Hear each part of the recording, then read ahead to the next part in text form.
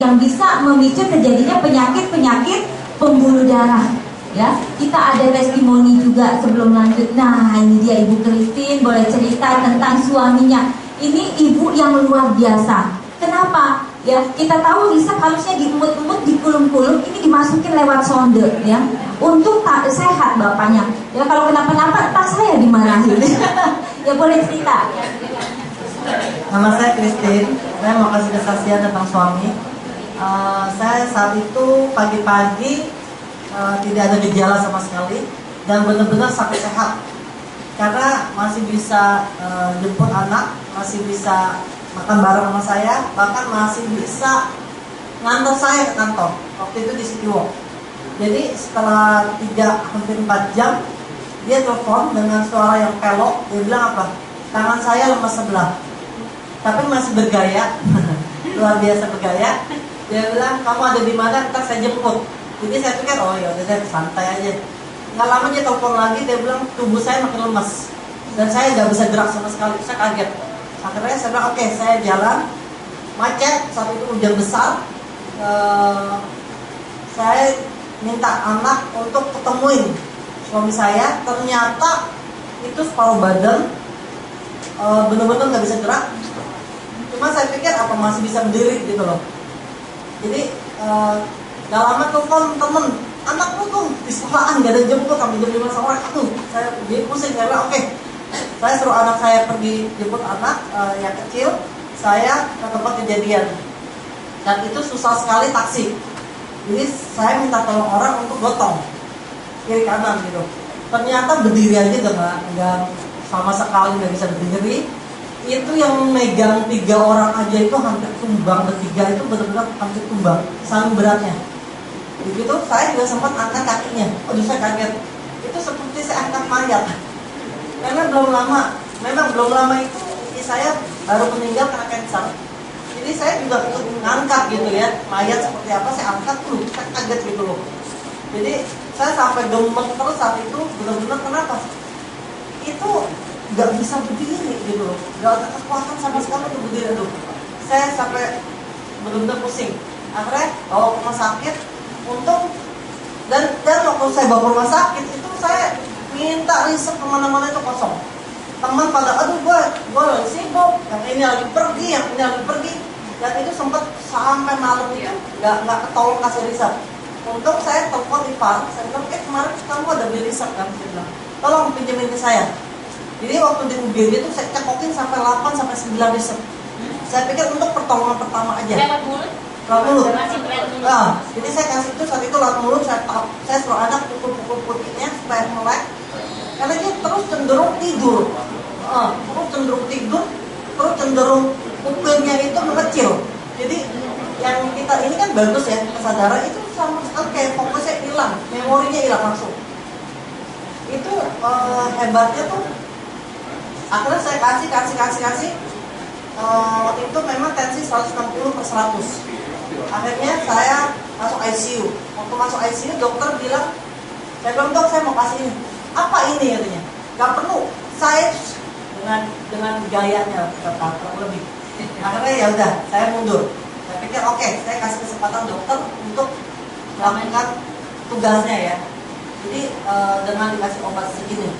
Hanya segini, 800.000 sehari 3 kali, belum obat jantung, belum obat suntik di tangan. Itu berbagai macam obat, cuma beda 4-5 hari. Itu suami saya tensi 240 lebih. Naik banget. Dan tensinya itu 100 lebih, 240 lebih. Itu sampai alat tensi itu sampai teriak-teriak. Dan orangnya itu panas tinggi, sudah komplikasi ke jantung, dan sangat bengkak saat itu. Bengkak sekali jantungnya. Jadi kata dokter ini nggak bisa lepas dari oksigen, karena kalau lepas dari oksigen langsung mati. Karena dia udah seperti ikan mengap-ngap nggak ada air. Jadi saya bilang oke, dokter pakai aja saya bilang. Akhirnya berapa hari sekali CT scan, dia harus CT scan. Dan hasilnya itu bukan membaik, memburuk. Sampai saya pikir ya, saya udah keluar duit segini banyak, obat udah segini banyak, apa gitu loh. Hasilnya mana gitu, nggak ada hasil gitu loh. Akhirnya saya beranikan diri lagi, dok saya mau kasih ini. Jangan, kalau kamu berani kasih katanya, saya lepas tangan. Waduh, saya juga takut juga. Posisi saya begitu, saya takut. Karena dia dokternya nggak mau ini, dia bilang, waduh saya takut. Akhirnya saya berdoa Tuhan gimana dia terbaik. Akhirnya beda berapa hari lagi saya dipanggil, karena hasilnya lebih memburuk lagi, dan dokter itu bilang begini, kalau misalnya suami kamu ini nggak cepat-cepat dioperasi, kemungkinan bisa pass away. Karena dia ini emang 30 banding 70. Kalau operasi pun itu pun bisa mati di tempat. Jadi saya pikir buat apa gitu loh. Anak masih kecil, butuh sekolah, saya pikir kan biaya itu juga nggak cukup gitu loh. Udah berapa kali 10 juta, berapa kali 10 juta. Aduh, ini benar-benar sangat benar-benar kayak lintah darat gitu rumah sakit itu. Benar. Akhirnya waktu di semi ICU, sebelum masuk semi ICU, dokter sudah panggil saya bilang gini, besok harus CT scan jam 8 pagi. Dan kalau dari hasil CT scan itu lebih memburuk lagi, itu harus ambil tindakan untuk operasi. Jadi kan di awal dokter sudah bilang operasi itu bakal mati di tempat. Itu buat apa? Sekarang saya dikejar-kejar, ditunggu sampai jam 10 malam, dikejar-kejar, masuk terus. Setiap kali ketemu, saya sampai ngumpet, dimanapun saya ngumpet, itu di belakang pintu, kayak di belakang mana, kalau ada dokter dan suster, saya ngumpet nggak mau ketemu. Kenapa? Dia suruh saya sign untuk segera operasi. Jadi saya pikir gila juga dia. Udah kayak eksperimen gitu. Waduh, ya udah kesel juga saya saat itu. Akhirnya di Sabtu saya sengaja datang terlambat. Saya sengaja, benar-benar sengaja. Saya cuma minta sama suster, sus, saya kalau misalnya mati pun atau hidup pun, saya mau kasih riset ini. Ini hanya nutrisi dan 100% hanya buah. Kalaupun ada apa-apa, saya bertanggung jawab karena saya istrinya dan keluarganya. Nah, saya minta tolong suster untuk suntik. Saat itu lewat sonde. Saat itu 4. Saya bilang, sus saya nggak mau tahu, oke tolong kasih ini 4. Besoknya kalau bisa 4 sampai 6, oke suster tolong kasih ini. Ternyata saya kaget. Saya jadi bingung ya, mau datang pagi, apa siangan, atau gimana, saya juga bingung nih ya. Waduh, gimana nih saya udah stres gitu, karena dikejar-kejar. Akhirnya setelah jam 10-an saya datang, saya kaget. Itu kondisi wajahnya itu seger, bener-bener melek, bisa senyum gitu loh. Dan saya bilang, waduh kesempatan saya nih, kayak yang isep, gue foto. Jadi dalam keadaan pakai selang, oksigen gitu ya, pegang riset. Wah, saya bilang apa? Untuk jadi berkat, bukannya kita nggak ada apa-apa ya, saya bilang untuk jadi berkat buat orang lain, saya bilang. Akhirnya nggak akan mati sampai di situ. Yang tadinya tubuhnya 100% nggak bisa miring, nggak bisa gerak, nggak bisa garuk, nggak bisa apa-apain. Itu sampai bisa miring sendiri. Itu dokter kaget dari 1 sampai 3. Biasanya pakai dokter ahli syaraf yang khusus terapi tangan, dokter ahli bedah otak, sama dokter internis, kepala rumah sakit internis Puspada, saya terbaik. Dan semua 3 dokter itu sampai bingung, saling menyalahkan. Nggak tahu ya, karena apa ya, karena obat apa ya. Waduh, saya melihat mereka nih saling menyalahkan gitu loh. Obatnya kekerasan ini kan, ini. Bahkan saya sampai, dalam hati saya gawat. Saya bilang, sus saya nggak mau tahu, kalau kasihin. Ternyata setelah 2 hari, itu bisa berfungsi mulutnya. Yang 100% mulut itu sudah tidak berfungsi, bisa berfungsi lewat mulut, minum riset. Saya cakokin sehari itu 6 sampai 8. Dan bilang, nggak minum awas, saya bilang. Saya ancam suami. Panjang umur tak? Saya ancam. Habis, kan biaya loh. Kita harus pikir biaya itu nggak main-main loh. Ciluk mbak dokter aja itu mesti bayar. Nggak main-main. Kita pergi panggil dokter, suster itu bukannya gratis. Biaya itu semua biaya. Jadi saya bilang, sus tolong kasihin. Bahkan yang hebat itu benar-benar sampai teman-teman saya yang kita yang senasib ya, tidur di ubin gitu ya, benar-benar tidur di ubin setiap hari melihat kondisi makin hari keluarga bukannya membaik. Sampai saya panggil semuanya itu teman-teman, saya bilang kamu lihat, karena mereka tahu kan kondisinya, ya sama-sama akhirnya bisa miring sendiri. Udah gitu yang hebat, dikritik sama dokter, itu kaki bisa narik sampai begini. Jari sama sekali nggak bisa. Yang hebat bukan hanya itunya, tangan dia bisa naik begini. Itu di depan para 3 dokter. Waduh, saya pikir luar biasa banget kan. Akhirnya itu cuma hitungan hari, benar-benar hitungan hari. 2, 3, 4, dan hebatnya itu selang copot, oksigen copot, jantungnya pulih. Jadi bukan hanya stroke-nya ya. Dan hebatnya itu dia punya peradangan di otak itu 40% cepat, hitungan hari pulihnya. Jadi saya pikir wow, luar biasa sekali gitu loh. Akhirnya dia semua lepas, sampai saya udah diusir dari ICU. Saya bilang saya di ICU, saya bilang saya nggak mau, saya mau di sini aja. Saya bilang saya nggak mau di kamar biasa. Akhirnya biarin, saya bilang karena beda cuma berapa sama kamar biasa. Akhirnya dokternya bilang gini, hebat ya, bisa duduk berjam-jam. Padahal untuk orang stroke itu 5,5 jam aja setengah mati itu. Untuk angkat kepala itu luar biasa. Ini bisa sejam, 2 jam, dipaksa duduk. Oke, santai aja gitu. Itu hebatnya. Dan itu tentang suami ya. Belum lama ini, kemarin, ini kesaksian saya pribadi. Karena udah sebelum suami udah bisa jalan tuh. Udah, puji Tuhan. Alhamdulillah. Suami saya udah bisa jalan. Dan hebatnya itu waktu pulang dari ICU, itu kan 3 hari harus balik rumah sakit kan, kontrol. Saya bawa kursi roda karena memang saat itu kaki masih berat, otomatis lah karena dari lumpuh total. Akhirnya setelah pulang rumah sakit, dokter Gunawan panggil saya, masuk suaminya. Dia bilang, Pak, saya mau lihat, coba Bapak berdiri dari kursi roda. Dia berdiri, ternyata suami saya pintar, nggak hanya berdiri, dia angkat kaki. Itu dokter sampai kaget, jadi angkat tangan. Dokternya kaget, ini mah hitungan hari baik katanya. Ini hitungan bulan udah sembuh. Oh, luar biasa. Itu benar-benar kita harus jadi berkat, bukan hanya sekedar uang. Karena apa? Produk itu berbicara dan nolong orang. Itu yang paling penting. Karena itu paling mulia bagi saya. Dan saya juga bersyukur nggak hanya suami saya yang saya tolong, itu dari beberapa teman yang diabetes yang harusnya sudah diamputasi itu sampai nggak jadi, bahkan yang sudah komplikasi di jantung, komplikasi ke paru-paru itu sekarang lepas. Tapi bukan saya yang suruh, karena apa? Dari hasil lab. Karena mereka taat dan melihat suami saya ya hasil, sampai sekarang berhubungan sampai teman gitu ya, teman yang selama sama-sama di ICU sadar, semuanya tertolong. Begitu saya boleh kasih yang pribadi ya. Kemarin ini saya mungkin karena kecapean sekali, udah gitu karena juga mau ngirit naik busway dan nunggu sampai berjam-jam dengan hati kesel gitu ya, pikir mau murah meriah. Saya juga kerja kadang dari siang sampai jam 11, hampir setiap hari saat itu. Dan mungkin makan juga karena saya juga nggak teratur. Jadi saat itu saya benar-benar waktu pemilu itu pas pencoblosan pemilu, saya mata melek, itu jantung saya sakit dan benar-benar seperti mau pecah jantungnya. Itu detak jantungnya itu sampai buk.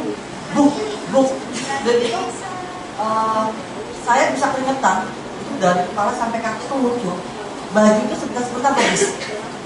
Waduh, saya pikir mati nih, saya bisa mati nih. Karena benar-benar lemas. Tangan buat flash aja saya nggak bisa. Itu mau jalan aja saya itu sampai gimana ya, sampai merambat gitu. Waduh, saya pikir mati nih, jantung gitu ya.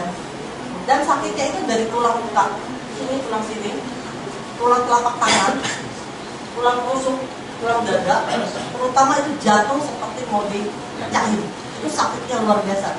Saya terus minum risep, bukannya memang nggak berguna, bukannya nggak ada hasil, tapi memang kita harus ngerti bahwa risep itu dia nutrisi, dia bukan obat.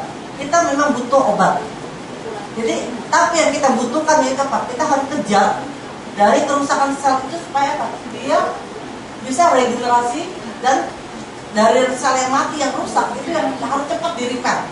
Jadi saya dengan percaya gitu ya, saya minum sampai 9 saset saat itu, sampai 9-10 saset lah saya minum. Itu saya memang dia tidak langsung gitu ya, tidak langsung bekerja. Akhirnya saya bilang, waduh, saya nggak bisa nih, saya harus ke dokter.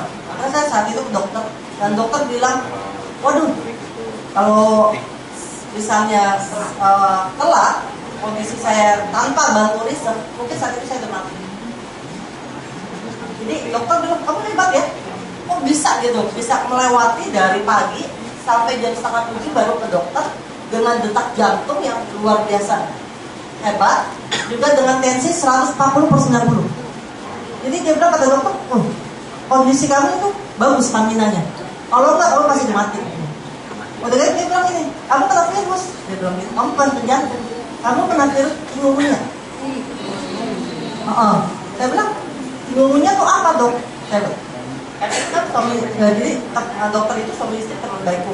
Dia bilang itu dari perpaduan nyamuk malaria dengan nyamuk demam berdarah. Dan itu lebih jahat daripada demam berdarah sebenarnya. Dan seharusnya kamu tuh seharusnya lumpuh, nggak bisa jalan. Kok hebat ya kamu bisa jalan? Itu dokter udah bingung gitu. Kok bisa jalan gitu? Dan itu memang saat itu saya pucat sekali. Tapi setelah saya suntik itu hebat. Itu respiratornya benar-benar bekerja, benar-benar nggak sia-sia yang kita minum. Itu yang telapak saya benar-benar dari setiap sendi itu sakit. Itu bertahan perlahan hitungan menit sampai benar-benar hilang sakitnya. Cuma jantungnya yang tadi detaknya kencang itu sudah mulai ritmenya udah mulai bagus. Cuma memang dia nyerangnya pulang dada. Akhirnya malam itu saya udah memang sakit sekali itu sampai jam 2, setengah 3 saya nggak bisa tidur karena tulangnya itu benar-benar sakit, radangnya tuh berasa kayak setiap tulang ini itu kayak apa ya, kayak sakit gitu loh, sakit sekali. Ini tangan udah tidak sama sekali. Besoknya saya pagi-pagi mata melek saya hantam lagi 2 pisau karena saya pikir dengan perut kosong itu jauh lebih baik. Saya hantam, saya makan roti, saya makan obat. Lebih baik. Lusanya saya hantam lagi 5-6 resep karena saya pikir saya nggak rugi. Kok buat kesehatan saya pribadi gitu loh. Yang sehat tuh saya gitu, daripada mati juga peti matinya murah, rumah duka juga murah kan. Saya pikir ngapain gitu loh. Lagi siapa yang bisa gue prospek kalau udah meninggal kan. Akhirnya setelah saya hantam resep, saya ke kantor. Hebat tuh, saya masih bisa kerja, saya masih bisa prospek orang. Tapi memang itu setiap kali tarik nafas tulang sakit. Sampai Ciliani ini benar. Dia melihat muka saya pucat sekali, dia bilang. Ibu Jenny bilang, waduh luar biasa loh katanya, masih bisa kerja. Dia bilang, iya dong, life is money. Akhirnya dia pinjemin saya Shell, saya pinjemin Shell. Oke, jadi saya nggak sampai malam saat itu. Besoknya benar-benar sembuh total sampai sekarang. 3 kali berarti ya? Ya, luar biasa.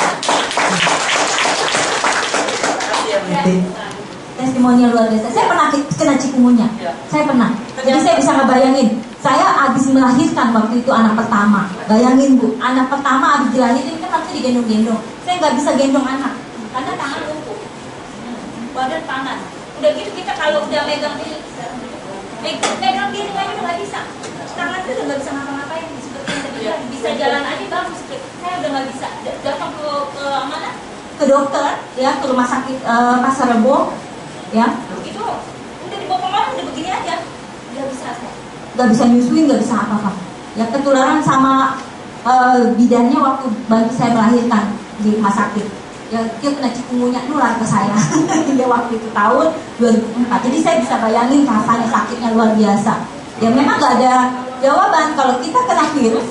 Imun kita yang dioptimalkan waktu itu saya minum herbal juga ya plus macam-macam ya sama CDR CDR vitamin C dosis tinggi celupin ya. Lama tapi nggak setinggal 3 hari, bahkan saya 3 hari Bu, saya sebulan Bu baru normal ya. Tepuk tangan deh buat riset ya, luar biasa ya. Lanjut ya, kalau testimoni riset itu bisa 3 bab kalau